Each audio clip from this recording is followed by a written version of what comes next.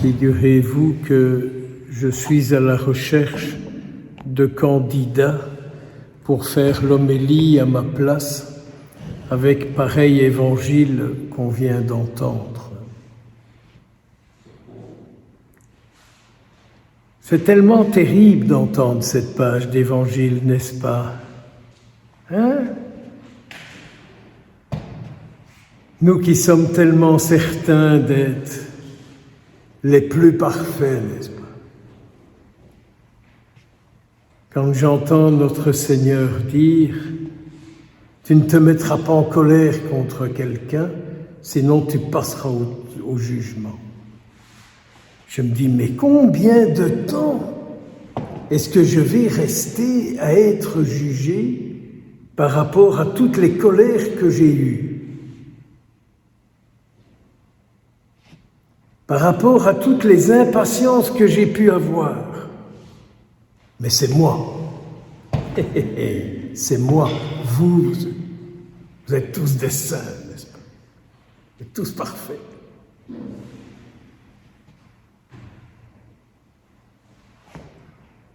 Qu'est-ce que vous faites avec cette parole du Seigneur? Vous jouez au charismatique bon ton qui dit « Oh, mais le Seigneur pardonnera tout ». Peut-être, je l'espère. Ça n'est pas dit nulle part d'ailleurs. C'est l'imagination sentimentale qui fait dire des choses comme ça. Et pourquoi? Mais c'est facile à comprendre. Quand vous vous mettez en colère contre quelqu'un, vous faites du mal à la personne,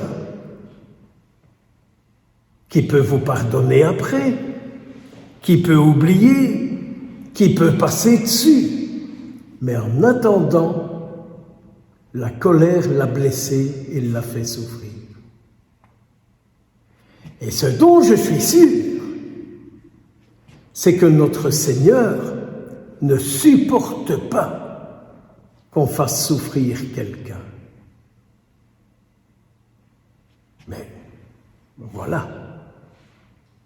Mais voilà.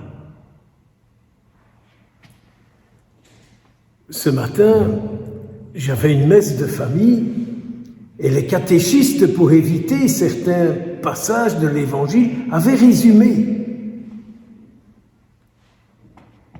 Mais elles avaient quand même gardé des choses importantes. Moi, j'ai lu la version courte parce que j'étais un peu trop long dans le chapelet et que je ne voulais pas vous tenir ici jusqu'au journal télévisé. Mais elles avaient gardé un passage que j'aurais aimé vous lire, mais on ne peut pas tout faire, où il est dit, où notre Seigneur dit, avant de venir m'offrir le sacrifice, va d'abord te réconcilier avec ton frère. Et je racontais aux enfants et aux catéchistes et à l'assemblée un souvenir de ma grande-tante, la fin donc de ma tante, la sœur de mon père. Elle avait été à la messe à Saint-Étienne, à Braine-l'Alleud, et l'abbé Jacques de Raux était vicaire à l'époque. Il est décédé maintenant, pauvre homme. Et avec cette page d'évangile, il avait dit, vous qui êtes ici, si vous faites la gueule à quelqu'un, si vous êtes en bisbille avec quelqu'un, il vaut peut-être mieux aller vous réconcilier que de rester pieusement ici avec votre âge contre quelqu'un, quoi. Et la sœur de mon père, l'après-midi, quand elle était venue chez ma grand-mère, elle avait dit « Oui, mais c'est quand même terrible qu'il a osé dire des choses comme ça. » Vous voyez, quand on pointe un mal que quelqu'un fait, il refuse de le reconnaître et il le renvoie.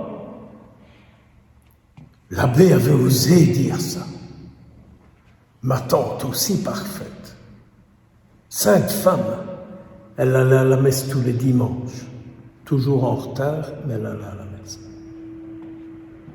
Vous voyez un peu comme les paroles de notre Seigneur sont dures. En fait, qu'est-ce que Jésus dit? Si j'ai bien compris. Jésus nous dit Qui est-ce qui habite en toi? Parce que dans ce même passage, il dit aussi que votre oui soit oui, que votre non soit non, et tout ce qu'il y a de plus vient du mauvais. Ah, flûte alors. Mauvais avec un M majuscule. Le mauvais avec un M majuscule, c'est le malin, c'est l'antichrist, c'est celui qui fait de moi que je ne suis pas la présence de Jésus. Le malin, le mauvais, c'est celui qui fait de moi que je ne suis pas la présence du Christ.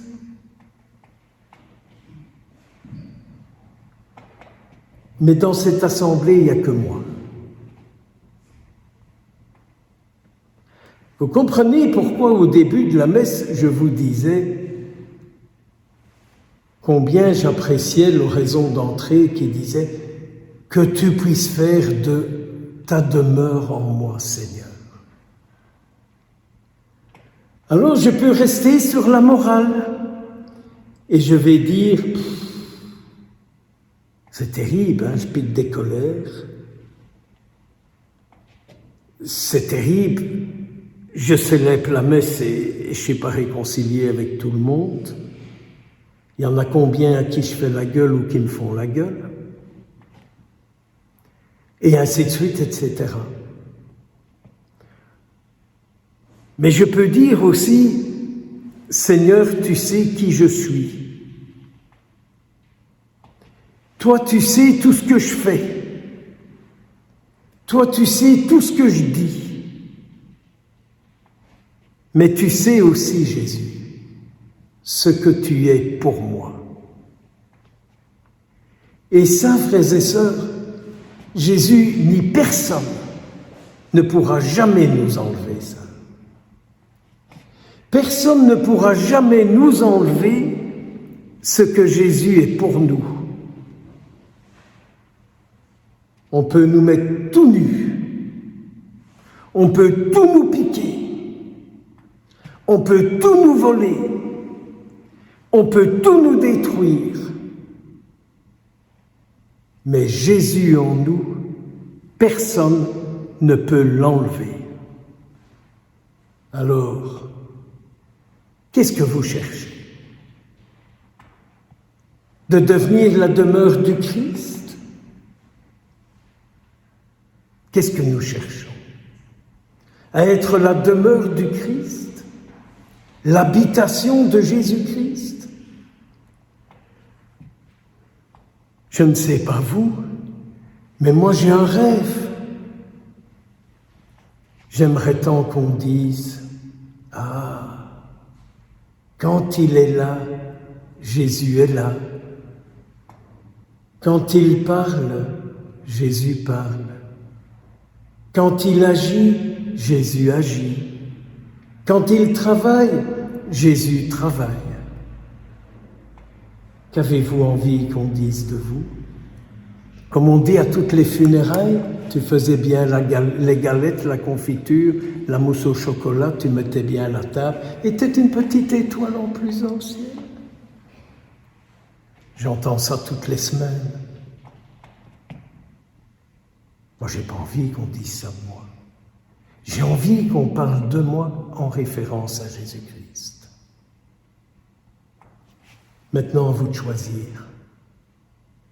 Je vous disais, dans la méditation du chapelet, au 3e mystère, la venue de l'Esprit Saint, que par mon ordination sacerdotale, le Seigneur, lorsque j'impose les mains sur le pain et le vin, ça devient son corps et son sang. J'ose espérer, mes frères et mes sœurs, que quand j'impose les mains sur vous, l'Esprit du Seigneur vous transforme et fait de vous son corps et son sang. Au nom du Père, du Fils et du Saint-Esprit.